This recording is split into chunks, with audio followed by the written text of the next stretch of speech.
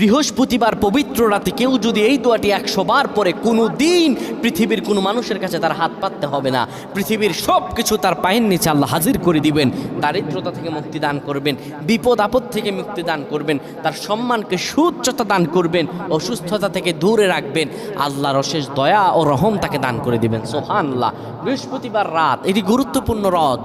এই রাত সপ্তাহে একদিন আসে। আরবিতে রাত আগে আসে, দিন পরে আসে। সুতরাং বৃহস্পতিবারের যে দিন গিয়ে রাত, এটি বৃহস্পতিবার রাত নয়, এটি শুক্রবারের রাত, এটি জুমাবারের রাত, এটি দোয়া কবুলের রাত, আল্লাহর কাছাকাছি হওয়ার রাত। সুবহানাল্লাহ। এই বৃহস্পতিবার রাত আল্লাহ তাআলা বান্দার দোয়া কবুল করেন।